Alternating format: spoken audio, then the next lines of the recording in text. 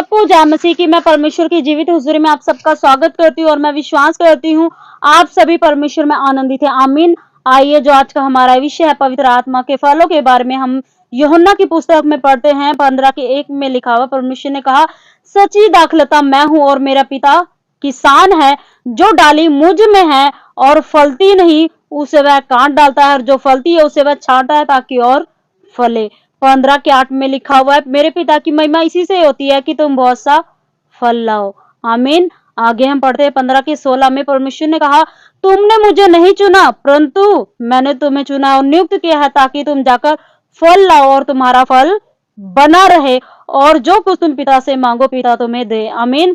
तो देखते हैं कि जो फल है, अगर आपके अंदर परमेश्वर के बने रहते हैं तो आप जो मर्जी पिता से मांग सकते हैं। जो मर्जी का मतलब है कि जो पिता की इच्छा होगी, जो गलत नहीं होगा पर अच्छे के लिए होगा, परमेश्वर वो मांगने से देता है। हालेलुया।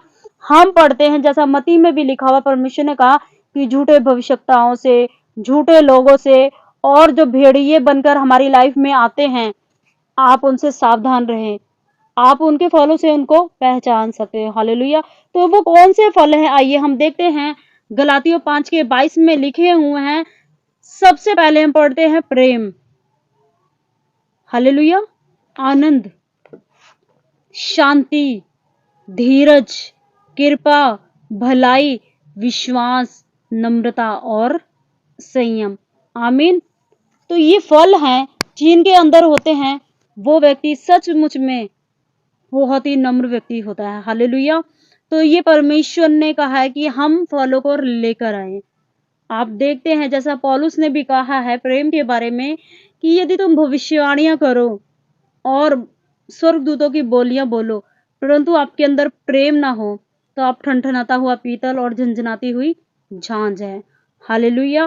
प्रेम उत्तम है, परमेश्वर ने कहा। जैसा परमेश्वर ने भी हम लोगों से अनकंडीशनल लव किया।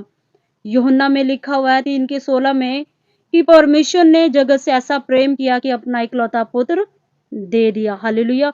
तो प्रेम क्या है? अनकंडीशनल लव को दर्शाता है। हालेलुया। प्रेम मसीह लोगों की निशानी है। जिसके अंदर पवित्र आत्मा होता है, उसके अंदर प्रेम होता है। हालेलुया। प्रेम विजय दिलाता है, प्रेम सामर्थ्य को दिलाता है। हालेलुया। जिसके अंदर प्रेम नहीं है, वो मसीह का जन भी नहीं हो सकता है। प्रेम सेवा करने की सामर्थ्य देता है। हालेलुया। सेवा करने की सामर्थ्य कैसे देता है?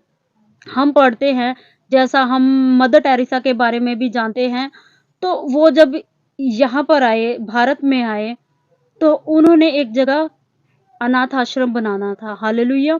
तो जब अनाथ आश्रम बनाना था तो उनको पैसे की भी जरूरत पड़ी। हालेलुया। तो वो दान के लिए किसी बिजनेसमैन के घर गए। वो बहुत रिच थे और वो घमंडी व्यक्ति था। हालेलुया। तो जब वो उनके घर पर गए तो उन्होंने दान मांगा कि हम अनाथ आश्रम बनाने जा रहे हैं। तो उन्होंने अपना एक हाथ आगे किया, तो उस घमंडी व्यक्ति ने उनके हाथ पर थूक दिया। हालेलुया। और जब उन्होंने थूका तो उन्होंने क्या किया? अपनी मुट्ठी बंद करी और दूसरी मुट्ठी अपने खोलकर उनके आगे हाथ रखा। हालेलुया।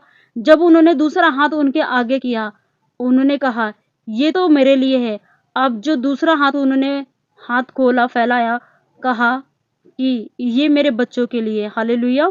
तो क्या हुआ? वहां पर मदर टेरेसा जी ने कोई लड़ाई झगड़ा नहीं किया, बस उन्होंने प्रेम से सब कुछ सह लिया।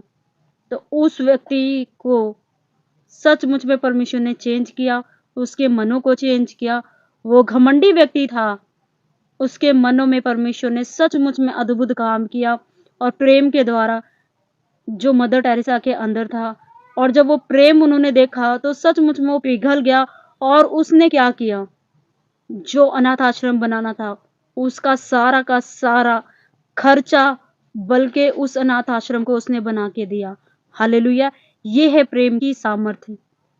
हालेलुया। ये है प्रेम जो सेवा करने की सामर्थ्य को देता है। हालेलुया। तो जब आप सेवा कर रहे हैं तो आपके अंदर प्रेम है, वो बना रहना चाहिए, क्योंकि प्रेम उत्तम है। हालेलुया। प्रेम सब बातों को ढांप देता है। हालेलुया। यदि आपके अंदर प्रेम है तो आप सेवा में लंबे दौड़ सकते हैं। हालेलुया। आगे हम पढ़ते हैं आनंद। परमेश्वर के दास ने कहा, प्रभु में सदा आनंदित रहो। मन का आनंद अच्छी औषधि है। हालेलुया। अगर आपके जीवन में लड़ाई है, झगड़ा है, कुछ भी चल रहा है, लेकिन अगर आप अंदर से आनंदित हैं, तो आप सेवा में लंबा दौड़ सकते हैं। हालेलुया।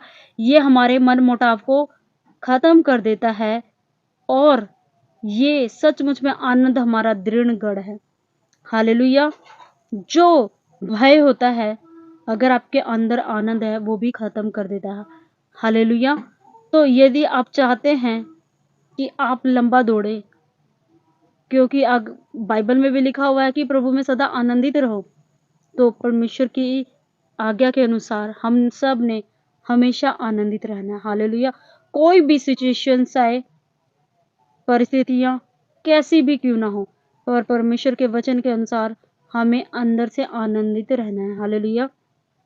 वचन में जैसा लिखा हुआ है कि अगर आप अंदर से टूटे हुए हैं, आनंदित नहीं हैं, तो खतरनाक है। हालेलुया।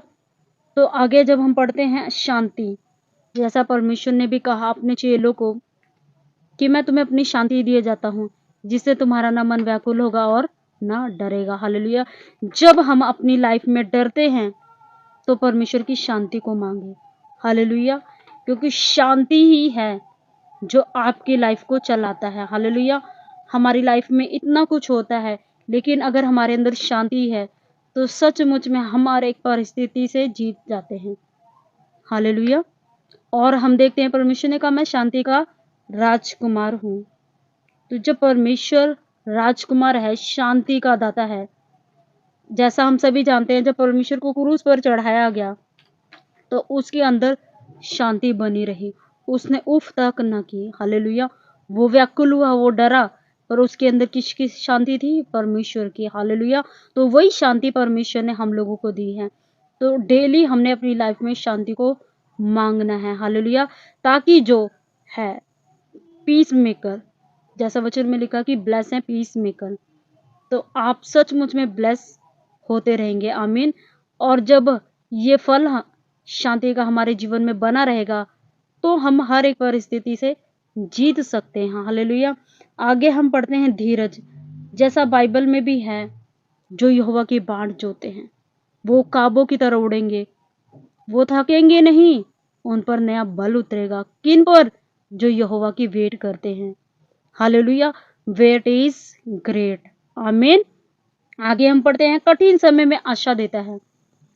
ये आने वाली परिस्थितियों को जो है उजाले में बदल देता है। हालेलुया। हमें नहीं पता आगे क्या होगा, जैसा वचन में भी लिखा है, मसीह में की गई मेहनत कभी व्यर्थ नहीं जाती। आप वेट करते रहे परमेश्वर की। परमेश्वर सचमुच में आपके वेट को देखता है। हालेलुया। और जैसा है, वेट इज ग्रेट। जब हम वेट करते हैं, तो सचमुच में ग्रेट ही मिलता है। हालेलुया। तो जिसके अंदर धीरज अंत तक रहेगा, वो उद्धार को पाएगा। हालेलुया। जो अंत तक बना रहेगा, वो क्या पाएगा? उद्धार को पाएगा। आमीन। आगे है कृपा। जब हमारे अंदर कृपा है, भलाई है, तो हमारी हर एक सिचुएशन को बदल देता है। हालेलुया। परमेश्वर ने भी कहा, यदि तुझ में शक्ति रहे, तो भलाई करने से मत रुकना। हालेलुया। यदि आपके अंदर शक्ति है, तो भलाई करने से न रुके। हालेलुया। आगे है विश्वास।